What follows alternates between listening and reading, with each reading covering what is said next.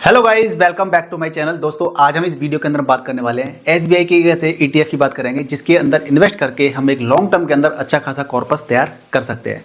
और क्या ये राइट टाइम है ईटीएफ में इन्वेस्टमेंट करने का, एसआईपी या फिर लमसम, इन सारे बिंदुओं पर चर्चा करेंगे इस वीडियो के अंदर। यानी कि वीडियो काफ़ी इन्फॉर्मेटिव होने वाला है। वीडियो को लाइक, शेयर और चैनल पर नहीं तो चैनल को सब्सक्राइब जरूर कीजिएगा।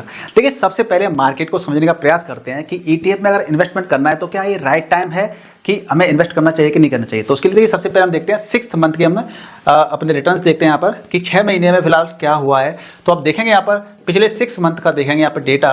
तो 6 मंथ का डेटा क्या कह रहा है कि आपको यहाँ पर नुकसान हुआ है 12.5% का, यानी 12.5% मार्केट नीचे है। 6 मंथ की हम बात कर रहे हैं। तो अगर यही एक साल की बात करेंगे, पिछले एक साल की, तो -0.96%, यानी कि 1% करीब करीब गिरावट है पिछले एक साल के अंदर।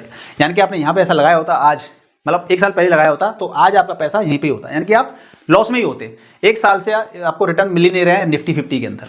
ठीक है जी, इस प्रकार से हम समझ लेते थोड़ा सा।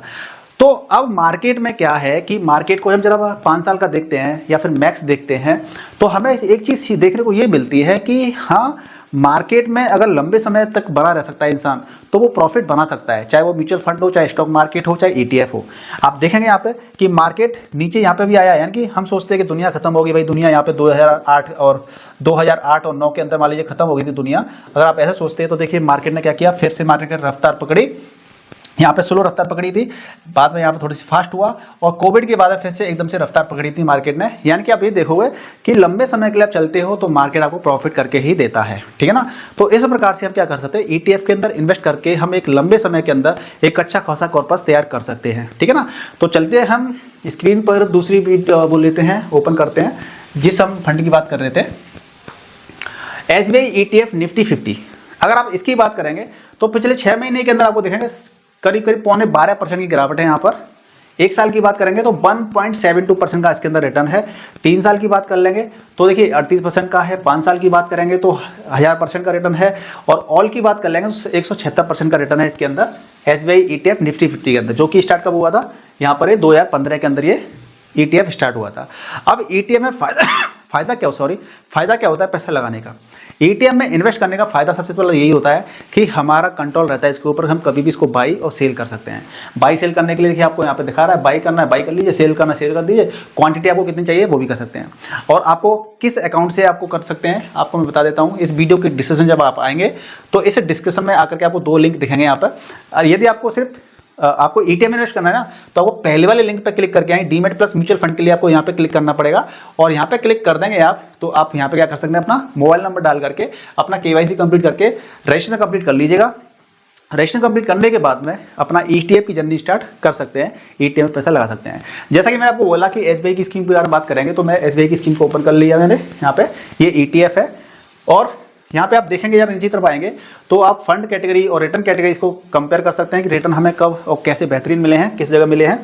और इसका एम देखेंगे तो 1,89,000 करोड़ का इसका एम है, लगभग 2 लाख करोड़ का इसका एएमयू है, यानी असेट अंडर मैनेजमेंट। ठीक है, तो कितना बड़ा इसके अंदर है। और नंबर ऑफ स्टॉक इसके अंदर 51 है। एक्सपेंस रेशियो भी 0.04% का है, जो कि काफ़ी कम है। इस प्रकार से आप क्या कर सकते हैं, एक ईटीएफ में इन्वेस्ट करके इस माहौल का फायदा उठाइए, इस गिरावट का फायदा उठाइए। अब आप कहेंगे भैया और मार्केट गिर जाएगा ना तब मैं लूँगा। अब मार्केट यहाँ पर है फिलहाल, पिछले 6 महीने अगर दिख रहे हैं तो अब मार्केट और गिरेगा, गिर सकता है ना, या बाउंस बैक भी हो सकता है। लेकिन अभी 2-3 महीने तो मुझे लगता है कि मार्केट अब ऐसे ही रहेगा, नीचे और जा सकता है। लेकिन जब मार्केट बाउंस बैक करेगा तो हम फिर ऐसा ना हो कि हम मौके से चूक जाएं। तो हमें क्या करना है, ईटीएफ के अंदर हमें थोड़ा थोड़ा पैसा लगाना है। मान लीजिए 2%, कल फ्राइडे को टूट गया तो हो सकता है 2% और टूट जाए अगले 1 वीक के अंदर, तो हमें और मौका मिलेगा इन्वेस्ट करने के लिए। तो हम अपना थोड़ा थोड़ा पैसा मार्केट में लगा सकते हैं।